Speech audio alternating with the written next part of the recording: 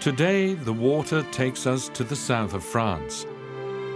Starting in the Camargue, we travel up the Rhône, the most voluminous river in the country, past Arles, Avignon, and Châteauneuf-du-Pape. The route then follows the wild Ardèche into France's Massif Central.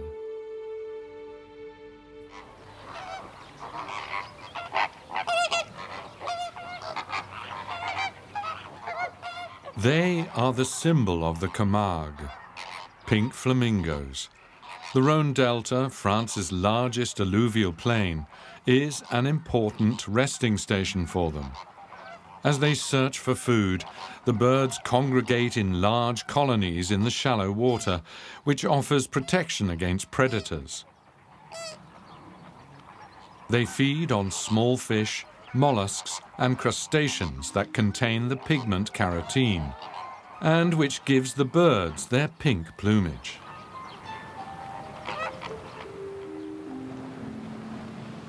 Over the centuries, the Camargue formed out of the alluvial sediments of the Rhône.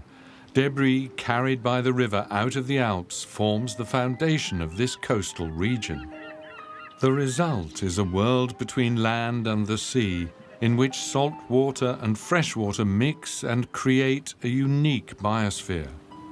Humans, too, were quick to recognize the richness of this patch of land.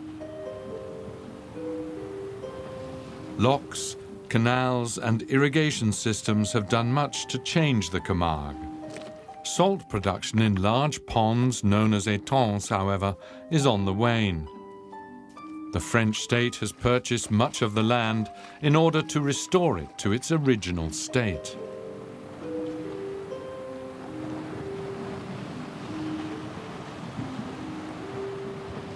Marc Thibault heads up a team of scientists overseeing the process. Là, on est à 40 grammes de sel par litre. It's 40 grams of salt per litre. That's almost as much as in seawater. Qui est proche de l'eau de mer. It is important to monitor the salt content in inland waters because it allows us to understand how animals and plants can live here. The water in this part of the Camargue was highly controlled, natural cycles repeatedly interrupted by locks, and the animal world adversely impacted by human intervention.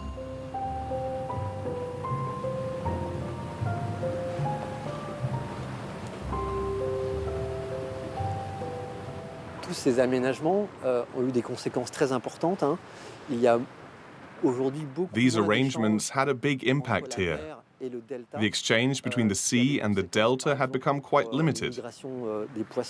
That impacted the migration of fish. They have a hard time getting into and out of the étang.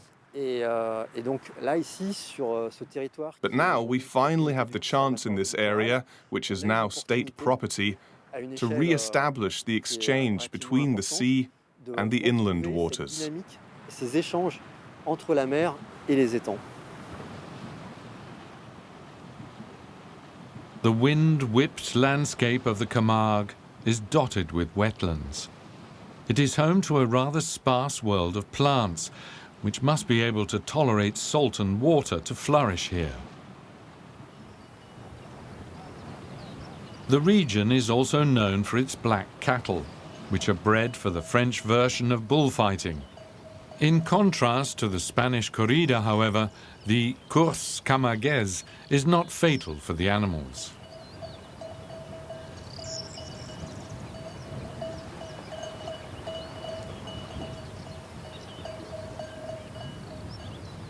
The white Camargue horse is a distinct breed only found here, robust and adapted to the region's raw climate. Like wild horses, the animals live in herds, but belong to the cattle breeders who use them for their work.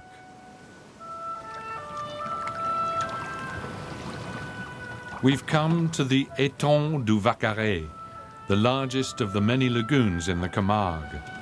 A group of scientists is monitoring the restoration of the wetland.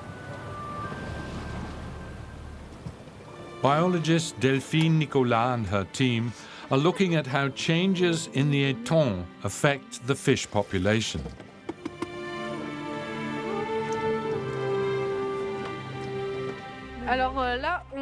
We're conducting scientific fishery management here. We're presently measuring and sorting our catch. Oh, this is a lovely stickleback.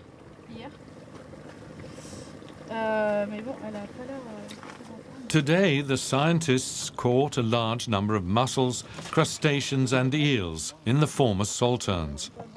Every catch is weighed, measured and entered in long lists. Over a period of several months, Delphine Nicolas expects to gain a good overview of the changes to the ecosystem due to the restoration measures. 11,96. Every month we install different fishing implements at different points in the area. 11,08. Alors, ligne latérale, oui. Contraste, oui. Then we fish around the clock for 3 days. We determine what we've caught, sort everything, and measure the length and weight of the fish. Then we release them.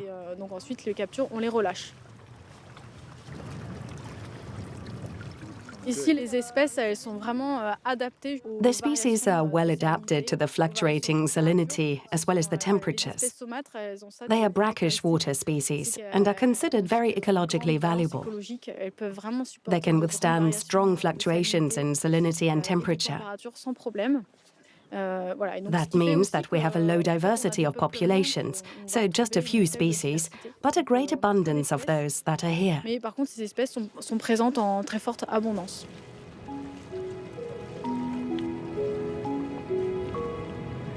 The study has yet to produce clear results, but the early signs point to a recovery of life in the étang.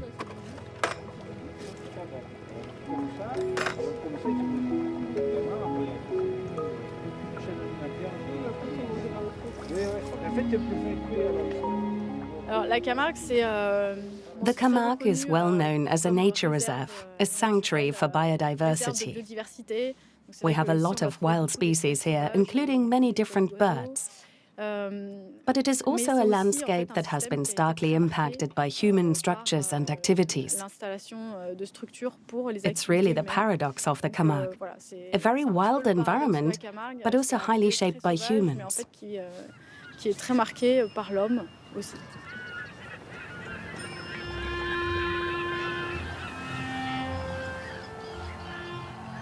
A pied avocet searches for food. They and many other species can be observed up close in their natural habitat at the Pont de Gau Ornithological Park.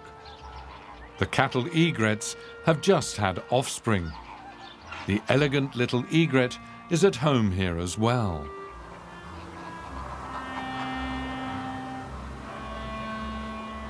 Invasive species like the South American coipu also live on the shores here.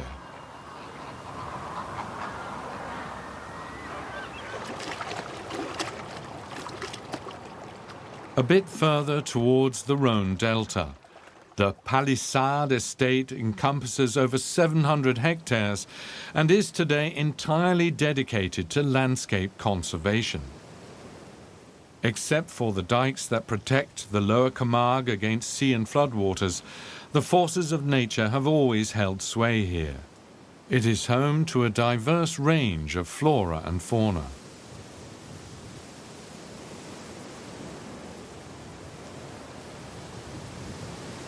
Here the Rhône still enjoys its natural state, but further north it soon displays a different character.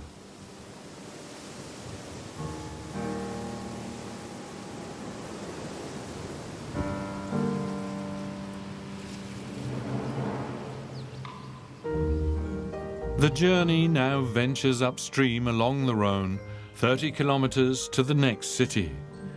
Where the Camargue ends, there begins Provence.